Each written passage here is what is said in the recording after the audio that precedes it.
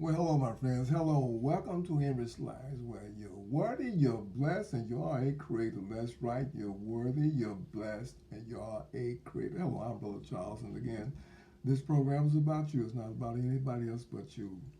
We focus on the fact that nothing's going to get better for you until you get better. It doesn't make any difference who the president is or the governor. It doesn't make any difference. The big difference is what's going on inside your life. When you decide to change to make things better for you, things will what get better for you. It's not from outside interference that you get better. You get better on the inside. When you get better on the inside, things get better for you. Welcome to Average Life. This program is built on biblical principles, and we like to build our topics of discussion upon biblical scriptures and principles. So therefore, we have another fantastic topic for your discussion today. But before we do that, let me say this here. Today is the day that you came upon the planet. If this is your special day, happy birthday to you, my friend. Happy birthday to you. Why? Because you're worthy, you're blessed, and you are a creator. That's right. God didn't make any junk. If you weren't supposed to be here, trust me, you wouldn't be here, my friend. You would not be here. So welcome to Humorous Life. We have another fantastic topic for discussion today, and that topic, my friends, is watering relationships. Watering relationships. All right. And the scripture that we're going to use for that comes out of Proverbs, the 18th chapter, and the 21st verse, where it says, Death and life is in the power of the tongue. They that love it shall eat the fruit thereof. Death and life is in the power of the tongue. Death and life. Now, watering a relationship. How do you water a relationship? Relationships come about either is some type of form of connection. They come about through either family. You're born into that particular family. Therefore, there's a relationship there. You're connected by family, or you married. You marry someone. There's a connection there because you all are married. It's a relationship. It's there. Or you have friends, and then there's a connection there because that's your friend. Relationship. But how do we water relationships? Relationships have a tendency to go south if they're not watered. Just like certain flowers and plants need to be watered, so do relationships. They have to be watered, my friend. They do if you want them to last.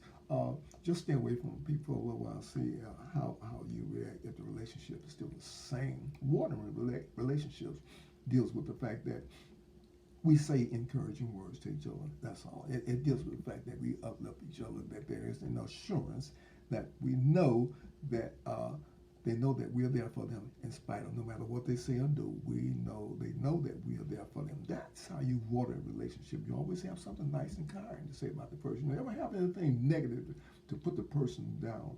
It's always uplifting. This is how you water a relationship. Now, there are three elements, especially that you need in keeping a relationship watered. Especially one is listening. Listening. Most people are when you stop listening in a relationship, you break the connection. The connection becomes broken. Why? Because you're not listening. When you listen, that is, you tell the person, in essence, you are important. I'm giving you my attention. You are important. You are important to me. Therefore, I listen to you. Now, when you stop listening to people, when you don't listen to people, what you're saying, you're really not important to me. I don't care what you're saying. I'm not listening to what you're saying. And this is one of the reasons that our relationships have a tendency to go south. People stop listening to each other. Well, if you would listen to me, you would understood what I said. Wasn't listening. Some people stop listening to each other. The next part that's so instrumental in keeping relationships watered is forgiveness. Forgiveness is one of the most important factors that you can have. It will keep you from being sick and harmful. All kind of terrible things will come upon you if you don't have forgiveness. Forgiveness means what? You release yourself from holding on to what somebody else did. You don't hold on to whatever they did, because if you do, you're carrying it around in you. If they've gone on about their business, but you're still mad at them for something that they did. You didn't forgive them. Therefore, you're holding on to something which can cause great detriment to you from a personal standpoint of view, and also from the physical, mental standpoint of view. Have you not known people who can't forgive? They can't win. They're sore losers. They want to hold on to something. They come up with all kind of lies and everything. They can't release because they don't know how to forgive. If I can't be number one, nobody else can. No, I'm the best out there. There's always somebody out there can do something better than you. Get at peace with that fact, my friend. You're not the best in the West. Somebody always out there that can do better than you. Now, forgiveness means what? We don't hold on to anything, especially in a relationship. If a person does something, I release you. No problem. I don't hold it against you. Because if I hold that against that person, then I'm what? Carrying that around with me. So I don't need to be carrying that type of thing. Whatever you did around with me. And the person going about their business. They forgotten all about it, but you still hold on to it. Why? Because you don't know how to forgive. Forgiveness means what? You release, you let it go. You don't hold on to it. Therefore, you become very important by releasing whatever it is that's causing the conflict, the turmoil. Release it. And then you can move on. The next thing is receiving. When we learn how to receive, receiving and giving, they're one and the same, really. When you receive, you give. When you give, you receive. Receiving, learn how to receive graciously, thankfully. Be glad, embrace whatever it is that someone is giving something good. Thank you. You know, you have been given life. You have to be embracing your life. Say, thank God for this life that you have. You know, it's a gift. You didn't do anything to earn this. God gave it to you. He gave you the gift of life. You have the ability to think.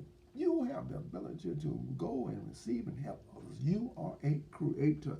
You can do that. God has given you that ability. So learn how to receive and receive things in gratitude. Develop your gratitude and say thank you. Thank you for all the good things that you're doing. Thank you.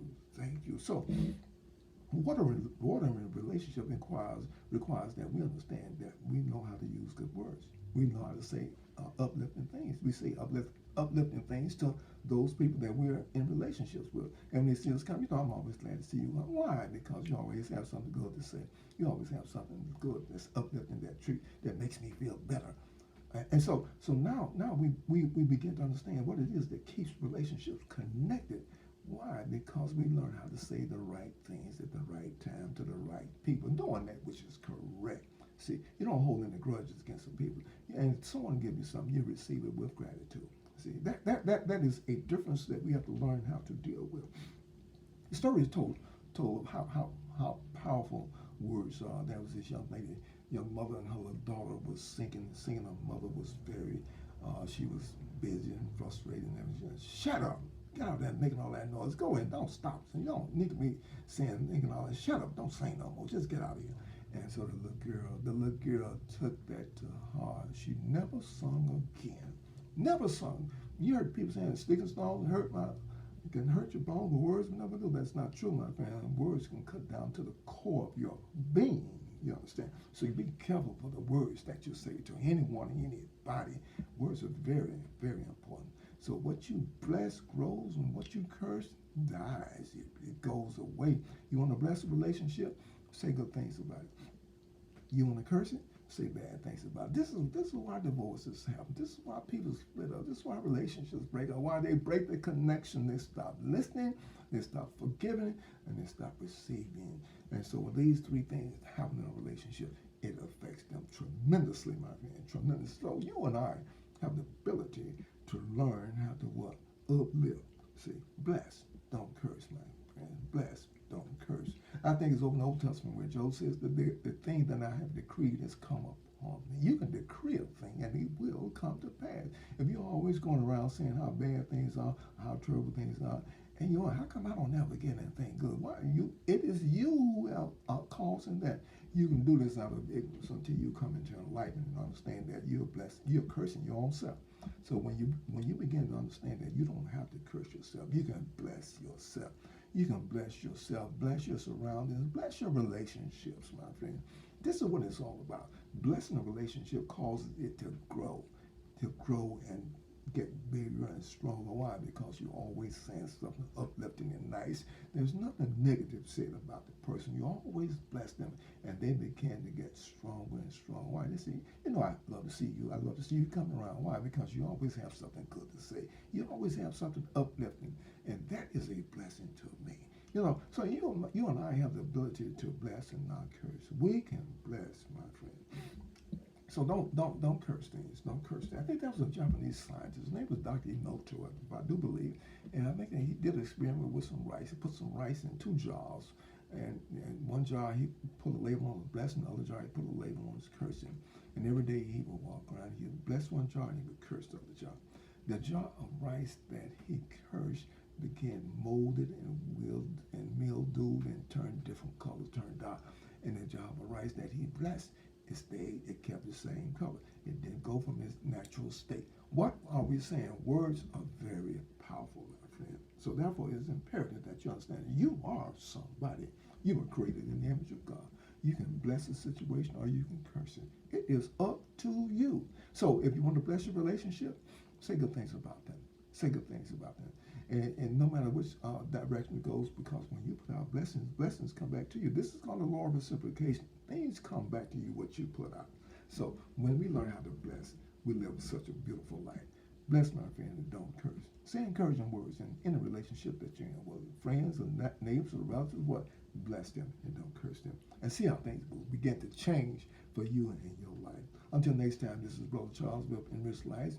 And let this be known for the record. May love, joy, peace, and happiness forever be with you as you walk upon this good earth that God has given us. You be blessed, my friends, and give us a thumbs up on this end. And thank you, and like this.